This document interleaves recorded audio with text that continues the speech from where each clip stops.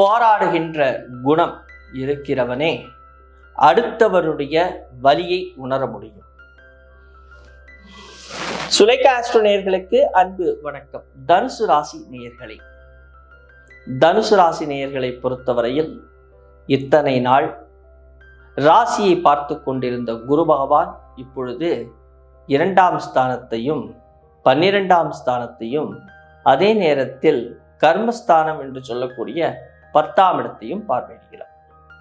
தொழிலில் ஒரு மேன்மை, தொழிலில் ஒரு முன்னேற்றம், தொழில் சார்ந்த விஷயங்கள்ல ஒரு வெற்றி, அதன் மூலமாக லாபம், தனலாபம் கிடைக்கிறதும், தனலாபத்தினால் உங்களுக்கு ஒரு சந்தோஷம் கிடைப்பதும், இதெல்லாம் ஒரு புறம் இருந்தாலும் வீண் விரயங்கள், ஒரு ஹாஸ்பிட்டலைசேஷனு அல்லது தேவையில்லாத பொருட்களை வாங்கி குவிப்பது அல்லது முக்கியமான தஸ்தாவேஜுகளையோ அல்லது முக்கியமான பொருட்களையோ தொலைப்பது போன்ற விஷயங்களும் இந்த காலகட்டங்களில் நடக்கும். அப்போ அதை சமாளிப்பதற்கான தைரியம் நம்ம கிட்டக்க வரும். அந்த தைரியம் அதுவும் கம்மியாக இருக்கிறது. தைரியத்தை நாம் வளர்த்து கொள்ள வேண்டும். அவ்வாறு அந்த தைரியத்தை நாம் வளர்த்து கொண்டால்தான் நமக்கு வெற்றிகள் கிடைக்கும். குழந்தைகள் மூலமாக உங்களுக்கு சில பிரச்சனைகள் எழலாம். குழந்தைகள் உங்களுடைய சொல் பேச்சு கேட்காம போகலாம், அல்லது குழந்தைகள் ரொம்ப சோம்பேறித்தனமா நடந்துக்கிற மாதிரி உங்களுக்கு தோணும். இதெல்லாம் கொஞ்ச காலத்துக்கு தான். இதனால என்ன ஆகுதுன்னா உங்களுக்கு ஒரு வெறுப்புணர்ச்சி வந்துடுது. அந்த வெறுப்புணர்ச்சியிலேருந்து நீங்கள் வெளியே வர வேண்டும். ஏன்னா உங்களுடைய இஷ்டங்கள், உங்களுடைய எண்ணங்கள், இது எல்லாமே நடக்கணும் அப்படின்னு சொன்னா ரொம்ப கஷ்டம்தான். இருக்கிறதுல நீங்க சந்தோஷத்தை காண்பதற்கான முயற்சிகளை தேடினால் உங்களுக்கு வெற்றிகள் கிடைக்கும்.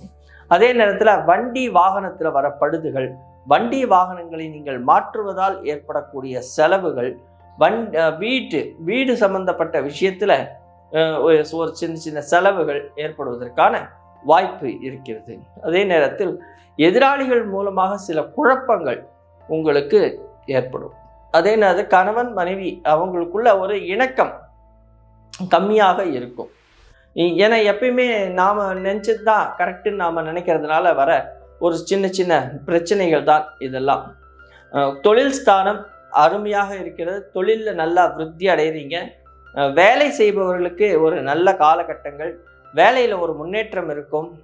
ரொம்ப நாளாக நீங்கள் நினச்சிட்டு இருந்த இன்க்ரிமெண்ட்டு, ப்ரமோஷன் இதெல்லாம் கிடைப்பதற்கான வாய்ப்பு இருக்கிறது. தொழில் சார்ந்த விஷயங்களில் ஒரு மேன்மை இருக்கிறது. குழந்தைகள் மூலமாக கஷ்டங்கள் இருந்தாலும் குழந்தைகள் மூலமாக சந்தோஷம் கிடைக்கும். குறிப்பாக பெண் குழந்தைகள் மூலமாக உங்களுக்கு சந்தோஷம் கிடைக்கும்.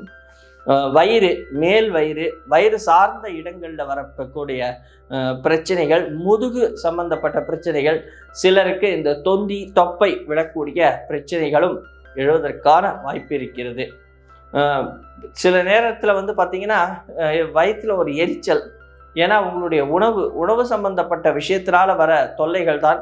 வயிறு சம்பந்தப்பட்ட இடத்துல ஒரு எரிச்சல்கள் இவை தோன்றி மறையும். அதற்கான மருத்துவ சிகிச்சைகளை நீங்கள் எடுத்துக்கொள்ள வேண்டும். உங்களுக்கு ஒரு இம்யூனிட்டி பவர் கொஞ்சம் கம்மியாகிற மாதிரி இருக்கும். இது உஷ்ணத்தின் மூலமாகவும் ஏற்படும். அதனால உஷ்ணம் சம்பந்தப்பட்ட விஷயம் வரும்பொழுது அதற்கு தகுந்தாற்போல் நீங்கள் உணவுகளை உட்கொள்வது உங்களுக்கு சிறப்பை தரும். விரக்தியோட இல்லாமல் ஒரு காரியத்தை நீங்கள் செய்ய பழகி கொண்டீங்கனாலே இந்த மே மாதம் மிக சிறப்பான மாதமாக உங்களுக்கு அமையப் போகிறது. நண்பர்கள் மூலம் உங்களுக்கு ஒரு லாபமும், நண்பர்கள் மூலம் நண்பர்களுடைய இந்த நட்பு வட்டம்னு சொல்லக்கூடியது நல்ல விரிவடையும். அவர்கள் மூலமாக தனலாபத்தை ஈட்டுவீர்கள். அவர்கள் மூலமாக உங்களுக்கு சிறப்புகள் வந்து சேரும். இந்த முக்கியமாக இந்த மே மாதத்தில் நீங்கள் ஒரே ஒரு விஷயம் கவனம் வைத்துக் கொள்ள வேண்டும்.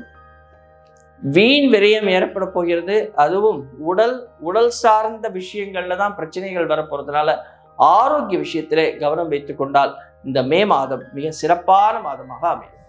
நன்றி, வணக்கம்.